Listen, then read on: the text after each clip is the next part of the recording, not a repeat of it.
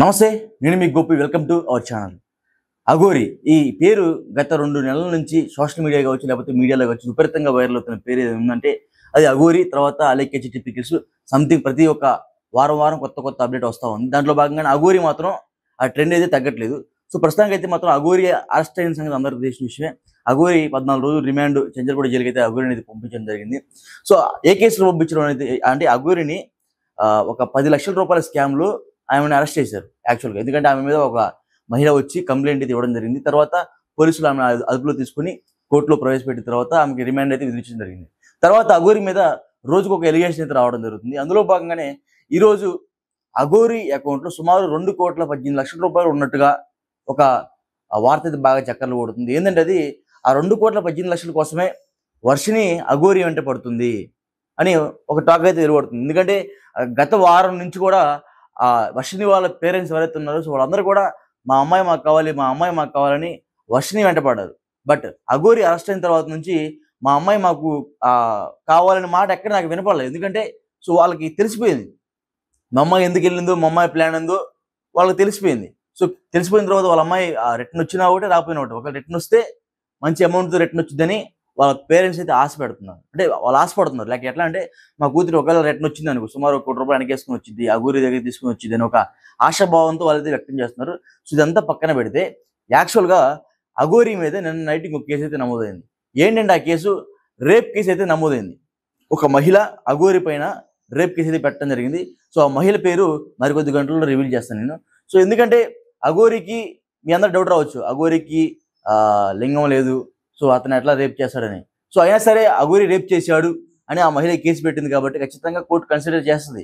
ఎందుకంటే బిఫోర్ అంగం ఉన్నప్పుడు రేప్ చేశాడా లేకపోతే ఆఫ్టర్ అంగం లేని తర్వాత రేప్ చేశాడు అనేది కోర్టు కన్సిడర్ చేసిన తర్వాత ఏదైతే కొన్ని ఆధారాలు ఉంటాయి ఆ ఆధారాలు మొత్తం చూసిన తర్వాత కోర్టు అనేది మళ్ళీ అఘోరికి శిక్ష వేయాలా వద్దనే ఆలోచన అయితే తీసుకుంటుంది. అందులో భాగంగానే మరలా ఒక మహిళ అయితే కంప్లైంట్ అయితే ఇవ్వడం జరిగింది. సో అఘోరి మీద డే బై డే ఒక్కొక్క కంప్లైంట్ అయితే రావడం జరుగుతుంది. అసలు ఈ అఘోరి ఎవరు, ఎందుకు ఈ విధంగా అమ్మాయిలను వేధిస్తున్నారు, ఎందుకు ఈ విధంగా అమ్మాయిల దగ్గర డబ్బులు చీటింగ్ చేస్తున్నారు, సుమారు ఒక్కొక్కరి దగ్గర 10 లక్షల రూపాయలు మోసం చేశారంటే మామూలు విషయం కాదు. అంటే అఘోరి అకౌంట్లో సుమారు 2 కోట్ల రూపాయలు చిల్లర ఉన్నాయంటే ఎక్కడి నుంచి వచ్చిన డబ్బులు, 2 కోట్ల రూపాయల డబ్బులు ఎవరి ఫస్ట్ ఆఫ్ ఆల్ తెలియాల్సింది. అదేవిధంగా విజిలెన్స్ అధికారులు, ఐటీ శాఖ అధికారులు ఖచ్చితంగా అఘోరి అకౌంట్ చెక్ చేసి అంత మనీ అఘోరి అకౌంట్కి ఎలా ట్రాన్స్ఫర్ అయ్యిందని ఒకసారి మీరు చెక్ చేయాలి ఆ అకౌంట్ని ఒకసారి. ఎందుకంటే ఒక సాధారణ మహిళ దగ్గరే నేను తాంత్రిక మంత్రాలు చేస్తానని, పూజలు చేస్తానని, యజ్ఞాలు చేస్తానని ఒక సెలబ్రిటీ వాళ్ళ సిస్టర్ దగ్గరే సుమారు 9,80,000 రూపాయలు తీసుకుంది. సో ఎంత బురిడి మాటలు చెప్పి, ఎంత గాడిద మాటలు చెప్పి చేసిందంటే అర్థం చేసుకోవచ్చు. సో అందులో భాగంగానే ఇప్పుడు మనతో సుప్రీంకోర్టు అడ్వకేట్ సాయి కృష్ణ ఆజాద్ గారు మన లైన్లో. సో ఆయనతో మాట్లాడదాం. సో ఆజాద్ గారు గుడ్ మార్నింగ్ అండి. గుడ్ మార్నింగ్ గోపి గారు. సో రైట్, మనం చూసుకోవచ్చు అఘోరి విషయం మనకు తెలిసిన విషయమే. మళ్ళీ అఘోరి మీద కొత్తగా కేసు పడిందంటే ఏంటి సార్ ఆ కేసు? అవునండి, మేము అప్పుడు అనుకున్నట్టుగానే అంటే ఇప్పుడు బాధితురాలి పేరు చెప్పకూడదు. సో అంటే మీరు అర్థం చేసుకోండి, బాధితురాలు ఎవరైతే కరీంనగర్ సంబంధించిన బాధితురాలు మన మహిళా కమిషన్ కూడా మేము ఇచ్చాం కదా. ఓకే. సో ఆ బాధితురాలికి సంబంధించి నిన్న ఎఫ్ఐఆర్ నమోదైందండి అఘోరా మీద. అంటే అఘోరా కాదు, ఇప్పుడు ఎల్లూరు శ్రీనివాస్, అక్యూజ్డ్ పేరు ఎల్లూరు శ్రీనివాసు. అతను అఘోరా పేరు మీద ఇప్పటికే చాలా మందిని మోసం చేసి ఆ మహిళల పట్ల అనుచితంగా వ్యవహరించారు. మేము ఫస్ట్ నుంచి చెప్తా ఉన్నాం. దానికి సంబంధించిన ఎవిడెన్స్ అంతా కూడా మహిళా కమిషన్ వారికి మేము ఫిర్యాదు చేయటం, మహిళా కమిషన్ వారు ఆమె యొక్క ప్రాంతం ఏదైతే ఉందో కరీంనగర్ జిల్లా కొత్తపల్లి ఏదైతే ఉందో అక్కడ నిన్న అటెంప్ట్ టు రేప్ అండి, దాదాపు ఇది 20 years వరకు జైలు శిక్ష పడే అవకాశం ఉంది. అలాగే కిడ్నాప్, అలాగే చీటింగ్ కేసు. కిడ్నాప్ ఎవరు చేశారు సార్? అదే చెప్తున్నాను, అంటే సెక్షన్ చెప్తున్నాను, ముందు సెక్షన్ చెప్తాను, దాని గురించి నేను ఎక్స్ప్లెయిన్ చేస్తాను. కిడ్నాప్ అంటే ఈ బాధిత మహిళనే అతను కిడ్నాప్ చేశాడు. కిడ్నాప్ చేసి అప్పుడు బలవంతంగా కారులో తీసుకెళ్లి ఆమె పైన లైంగికంగా అటెంప్ట్ రేప్ చేయడం జరిగింది. ఒకటి బలవంతంగా తీసుకెళ్ళడం, అది కిడ్నాప్ కింద. అలాగే ఈ అమ్మాయి దగ్గర డబ్బులు తీసుకున్నారు. సో ఆ డబ్బులకు సంబంధించి చీటింగ్ కేసు, మోసపూరితమైన చీటింగ్ కేసు అదొకటి. అలాగే ఈ విషయం ఎవరికైనా చెప్తే నేను చంపేస్తానని చెప్పి బెదిరించడం జరిగింది ఆమెను. సో ఇవన్నీ కూడా కలిపి చేయటం జరిగింది. మొత్తం దాదాపు ఇవన్నీ కూడా 20 years నేరాలు, వ్యవస్థీకృత నేరాలు.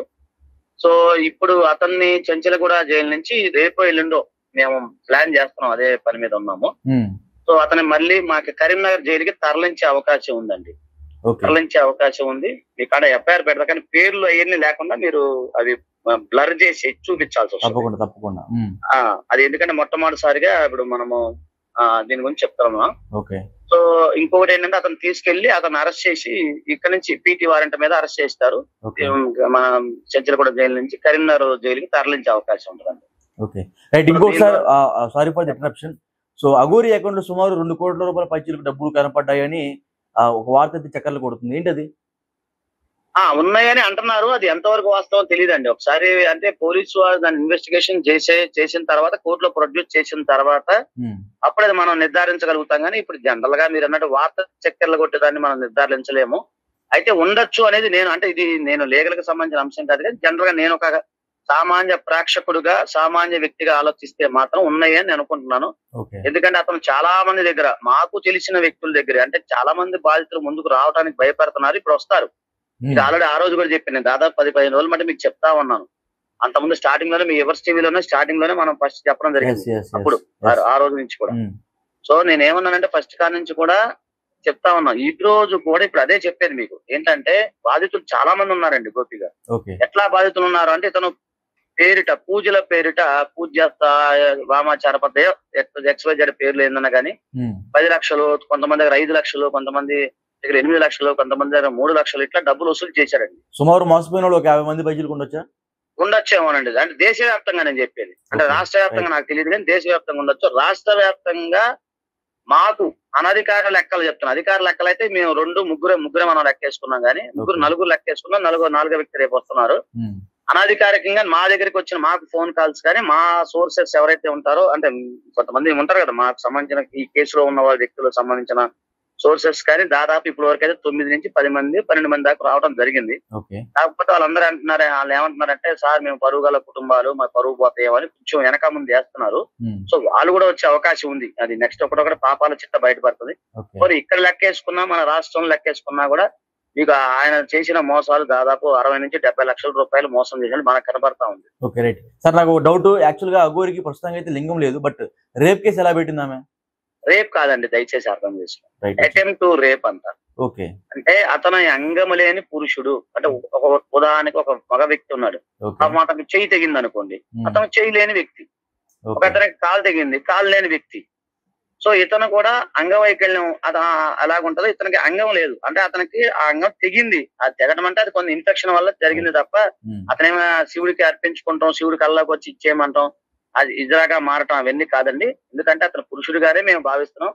ఇప్పుడు రిమాండ్ రిపోర్ట్ వాటిలో కూడా పోలీసు వాళ్ళు అంతా టెస్ట్ చేసి అతను పురుషుడిగానే వస్తా ఉంది దాంట్లో లెక్క. Okay, right. మళ్ళీ ఓవరాల్ గా మళ్ళీ అఘోరి మళ్ళీ కరీంనగర్ జైలుకి వెళ్తారంటారా? 100% వెళ్తారండి. అదేగా నేను చెప్పేది. ఇవాళ రేపు ప్రాసెస్ జరుగుతా ఉంది. అతను ఖచ్చితంగా వెళ్తాడు. అఘోరి ఖచ్చితంగా ఈ కరీంనగర్ జైలుకి వెళ్తాడు. అక్కడ మరి బెయిల్ వేసుకోవాల్సి వస్తుంది. పీటీ వారెంట్ మీద తీసుకెళ్లే అవకాశం. Okay, right. Thank you sir. నమస్తే. సో రైట్, చూసాం కదా, అఘోరి అరెస్ట్ అయితే ప్రస్తుతానికి అయితే జరిగింది. అయినా సరే పీటీ వారెంట్ ఇష్యూ చేసి అఘోరిని మరలా ఈ అటెంప్ట్ టు రేప్ ఇష్యూలో కరీంనగర్ జైలుకి అయితే తరలించే అవకాశం అయితే మనకు కనబడుతుంది. అదేవిధంగా మనం లాయర్ గారిని కూడా అడిగాము. అఘోరి అకౌంట్లో సుమారు 2 కోట్ల రూపాయలు ఉన్నాయంటే అసలు 2 కోట్ల రూపాయలు ఎవరు ఎంతమందిని మోసం చేసే డబ్బులు సంపాదించిందని పూర్తి వివరాలు కూడా ఖచ్చితంగా గవర్నమెంట్ వారు స్పందించి ఆ అకౌంట్ను సీజ్ చేసి ఆ అకౌంట్లో ఉన్న ప్రతి ఒక్క రూపాయి కూడా ఎవరి దగ్గర మోసం చేశారో ఆ మోసం చేసిన వాళ్ళకి ఖచ్చితంగా తిరిగేయాలని మా ఛానల్ నుంచి డిమాండ్ చేస్తున్నాం. అదేవిధంగా ఆజాద్ గారు సుప్రీంకోర్టు అడ్వకేట్ కూడా, సో ఆయన కూడా దగ్గరుండి ఈ ఫైట్ అనేది చేస్తున్నారు. అతను ఒక మోసగాడు, అందుకని ఈ ఫైట్ అనేది చేస్తున్నారని బయట అయితే చాలా మంచి పేరు వచ్చింది అతను కూడా. సో ఖచ్చితంగా ఈ అఘోరి మీద మీ అభిప్రాయాన్ని కింద కామెంట్ రూపంలో తెలియజేయండి.